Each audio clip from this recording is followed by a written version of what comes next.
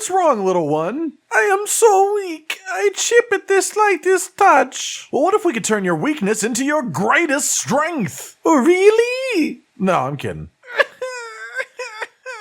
Oh, lighten up. No, I was serious. That was the joke. You are mean. Ladies, gentlemen, and trainers of all ages, here we are again at the precipice of greatness. Pokemon Scarlet and Violet have been out for a couple of months now, and still every single day trainers all over the world are playing this game to death, combing every part of the map and every bit of dialogue for some sort of hidden thing that flips the game on its head. In a game this big, this detailed, and this lovingly made, you know, aside from the bugs, there are mountains of tiny little things hidden around the place that are either really cool or really helpful, and so today we embark on another journey to share with you all 7 things that you didn't know about in Pokemon Scarlet and Violet. This series simply serves as a vehicle for tips, tricks, or interesting details that tell you a bit more about the inner workings of the game, or just fun to look at and know about and talk about in general. Without further ado then, let's start first off, not with something that is in the game, but something that actually is not. You know Toedscruel, the new grass-ground sort of regional variant of Tentacruel? Well, technically this is considered a whole new species in the game rather than just a regional variant,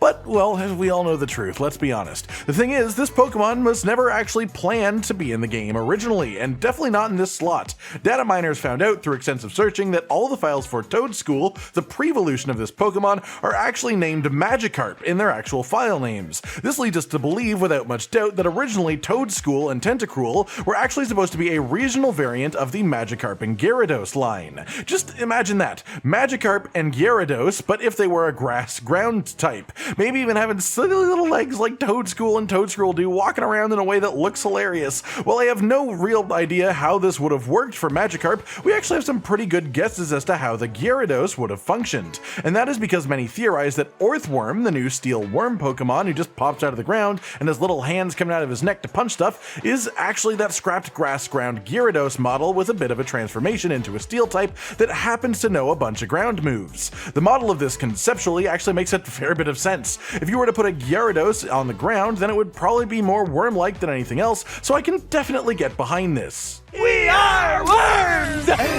Wormless worms! After that, let's talk a little bit about eggs. There is an interesting glitch that has been found with them, and I honestly can't even recreate it myself on my Switch. The official ruling on this is that it happens for some players, but not all, and while the exact reason is unknown, it seems to be more prevalent in those with older Switches. So if you bought your Switch near the initial release, this may well be a thing that you can use or abuse, depending on how you want to word it. It seems to be tied to game performance in some weird way. Specifically, this is the box menu. If you have an egg and you move it into a party slot from the box or from the party to another slot in the party while you're in the box menu specifically, that will actually, for a brief moment, swap the egg sprite with a picture of the Pokemon that is inside it. For the most part, this isn't overly useful, as if you have eggs, it's probably because you are breeding something specific yourself, and so you should know what is inside your eggs. However, this is just a neat and interesting glitch that I thought worth sharing just for the sake of how interestingly odd it is, if nothing else. Then let's take a bit to talk about the secondary legendary Pokemon in the game, the Treasures of Ruin. Most players heard that these legendaries existed, and then if you wanted to get them, you had to look online to find the locations of the stakes so you could open up the shrines that contained them. And while the vast majority of people are aware that you can also get the shrines locations to show up on the map,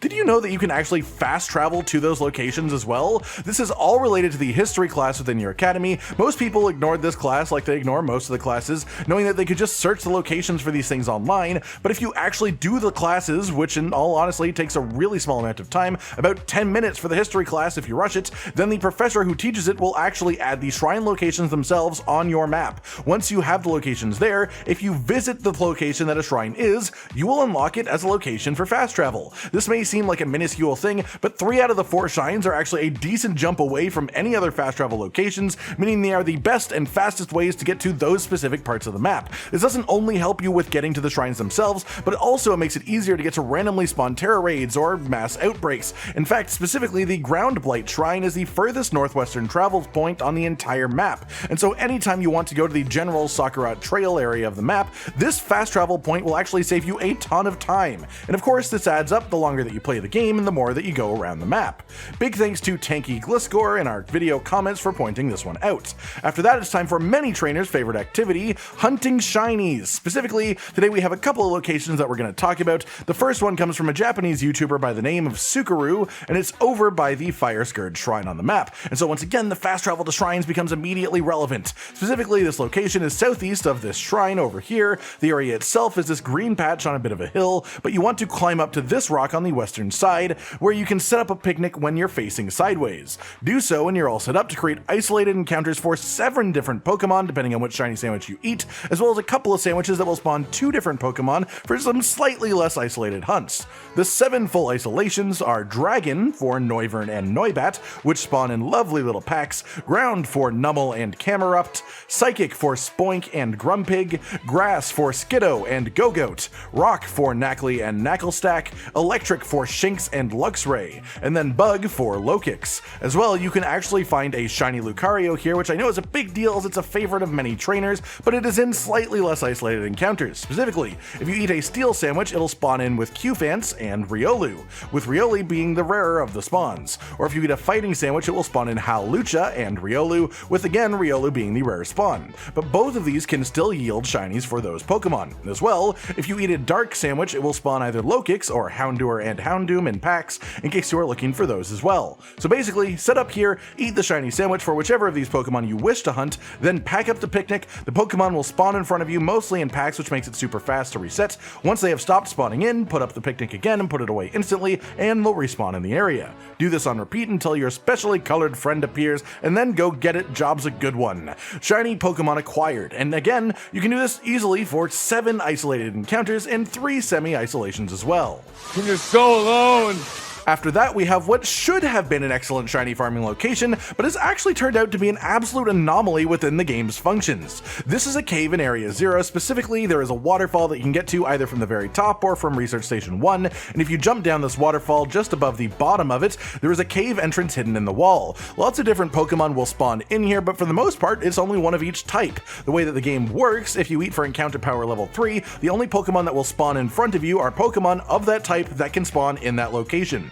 If no Pokemon of that type normally spawn there, then the sandwich will have no effect, but if they do, then it will only spawn the sandwich type matched Pokemon. This works pretty much everywhere else in the game, but for some reason, this cave itself is an anomaly, and so what was originally expected to be a shiny trick has turned into just an interesting area to point out and talk about, as it works differently than the entire rest of the map. For example, Pawmot and its Prevolution spawn in here, and so theoretically if you eat an electric shiny encounter sandwich, the only thing that will spawn in here are those electric mice. And yet, when you walk in with that buff up, it just spawns in Pokemon normally. Not just the Pawmots, which do happen, but just any type of Pokemon that would normally spawn here. Sneasel is the only ice type that can spawn in the area, and so if you eat an ice sandwich, it should only spawn Sneasel. And yet again, for whatever weird reason, this cave just sort of does what it wants. It ignores your buffs. It defies the rules of the rest of the game. Again, this doesn't really help in any specific way, but it's interesting to note that this is just sort of an enigma of an area that defies the laws of the game that it's within.